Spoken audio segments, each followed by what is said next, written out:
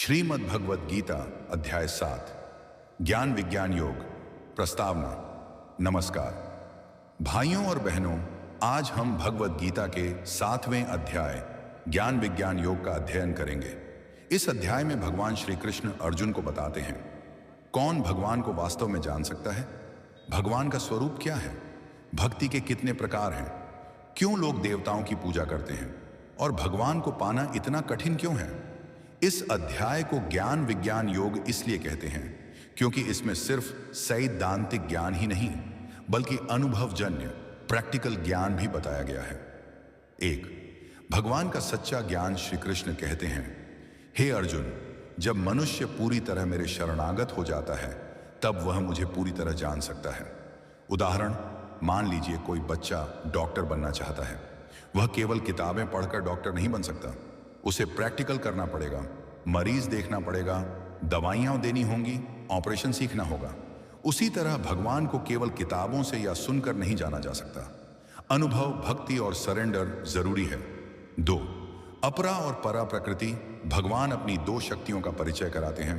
अपरा प्रकृति आश्रय जड़ पदार्थ, पृथ्वी, जल, अग्नि, वायु, आकाश, मन, बुद्धि और अहंकार। परा प्रकृति या चेतन शक्ति जीवात्मा। उदाहरण, कुम्हार मिट्टी, पानी और चाक से घड़ा बनाता है, अपरा प्रकृति। लेकिन घड़े का वास्तविक उपयोग तब है जब उसमें जीव परा शक्ति पानी भरकर पी सके, यानी अपरा प्रकृति तो साधन है, परा शक्ति असली प्राण है। 3, सब कुछ भगवान से उत्पन्न। भगवान कहते हैं, हे अर्जुन, मैं ही इस ब्रह्मांड का कारण हूं। जो भी कुछ है मुझसे ही उत्पन्न है और मुझ में ही लीन होता है। उदाहरण, जैसे बिजली से पंखा, बल्ब, ऐसी सब चलता है। हर मशीन अलग दिखती है, काम अलग है, पर ऊर्जा सबको एक ही चीज से मिलती है, बिजली से। उसी तरह ब्रह्मांड की सारी शक्तियां भगवान से ही आती हैं। 4, दुर्लभ ज्ञान। श्री कृष्ण कहते हैं, हजारों में कोई एक साधक भगवान को जानने की कोशिश करता है और उनमें से भी बहुत कम लोग वास्तव में मुझे जानते हैं। उदाहरण, लाखों बच्चे स्कूल जाते हैं, हजारों कॉलेज जाते हैं, सैकड़ों ही डिग्री पूरी करते हैं और केवल कुछ ही वैज्ञानिक या प्रोफेसर बनते हैं। उसी तरह लाखों साधना करते हैं, पर असली भगवान का ज्ञान पाना दुर्लभ है। 5, 4 प्रकार के भक्त। भगवान ने 4 प्रकार के भक्त बताए। 1, आर्त, दुखी भक्त, संकट में भगवान को याद करता है। 2, अर्थार्थी, धन की इच्छा वाला भक्त। 3, जिज्ञासु, जानने की चाह रखने वाला भक्त। 4, ज्ञानवान, सच्चा ज्ञानी भक्त। उदाहरण, कोई बीमार होकर मंदिर जाता है, भगवान मेरी बीमारी ठीक करो। आर्त, कोई नौकरी या धन की इच्छा से प्रार्थना करता है, हे प्रभु मुझे प्रमोशन दो। अर्थार्थी, कोई सिर्फ जिज्ञासा से पूछता है, भगवान कौन है, कहाँ रहते हैं। जिज्ञासु, पर ज्ञानवान भक्त कहता है, मुझे कुछ नहीं चाहिए प्रभु, बस आप चाहिए। 6, ज्ञानवान भक्त श्रेष्ठ क्यों है। भगवान कहते हैं, ज्ञानवान भक्त मुझे अत्यंत प्रिय है, वह मुझे ही सब कुछ मानता है। उदाहरण, मान लीजिए 4 लोग गुरु के पास आते हैं।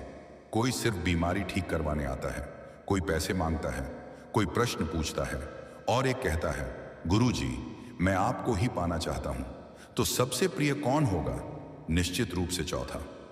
7, देवताओं की पूजा करने वाले। भगवान कहते हैं, जो लोग अन्य देवताओं की पूजा करते हैं उन्हें भी फल मैं ही देता हूं, लेकिन वे लोग अज्ञानी हैं क्योंकि देवता अस्थायी फल देते हैं। उदाहरण, जैसे हर बैंक की शाखा पैसा देती है पर असली पैसा रिजर्व बैंक से आता है, उसी तरह चाहे कोई देवता पूजे पर असली शक्ति भगवान से ही आती है। 8, भगवान का सर्वव्यापी रूप। भगवान कहते हैं, मैं जल का रस हूं, मैं सूर्य और चंद्र का प्रकाश हूं, मैं वेदों का ओम हूं, मैं आकाश की ध्वनि हूं, मैं मनुष्य में पुरुषार्थ हूं। उदाहरण, जैसे नमक हर सब्जी में घुलकर स्वाद देता है, वैसे ही भगवान हर जगह उपस्थित है। 9, भगवान की माया। श्री कृष्ण कहते हैं, मेरी यह दिव्य माया बहुत कठिन है, इसे केवल वही पार कर सकता है जो मेरी शरण में आता है। उदाहरण, जैसे विशाल समुद्र पार करना इंसान के बस की बात नहीं, पर अगर नाव और नाविक मिल जाए तो आसानी से पार हो जाता है। उसी तरह माया से निकलना कठिन है, पर भगवान की शरण में आकर संभव है। 10, अविवेकी लोग भगवान को नहीं पहचानते। लोग भगवान को साधारण मनुष्य समझ लेते हैं और उनकी असली शक्ति को नहीं पहचानते। उदाहरण, कोई राजा साधारण कपड़े पहनकर आम लोगों में घूमे तो लोग उसे साधारण आदमी समझ लेंगे। उसी तरह भगवान जब मानव रूप में आते हैं तो लोग उनकी दिव्यता नहीं पहचानते। 11, कौन सच्चा साधक है? जो जन्म मरण के बंधन से मुक्ति चाहता है वही सच्चा साधक है। उदाहरण, जैसे कोई यात्री केवल घूमने नहीं बल्कि मंजिल तक पहुंचने की तीव्र इच्छा रखता है, वैसे ही आत्मा भगवान तक पहुंचने के लिए साधना करती है। 12, असुर स्वभाव वाले लोग, जो लोग मोह, अहंकार, पाप और अज्ञान में डूबे रहते हैं, वे भगवान को नहीं पा सकते। उदाहरण, जैसे धूल भरी आंखें साफ चीज भी धुंधली दिखाती हैं, वैसे ही अहंकार से भरा मन भगवान को नहीं पहचान सकता।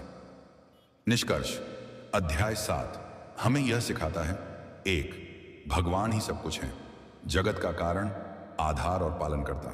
2, भक्त 4 प्रकार के होते हैं, पर ज्ञानवान सबसे श्रेष्ठ है। 3, देवताओं की पूजा से फल मिलता है, पर असली फल केवल भगवान देते हैं। 4, भगवान को पाना दुर्लभ है, पर भक्ति और शरणागति से सरल हो जाता है। 5,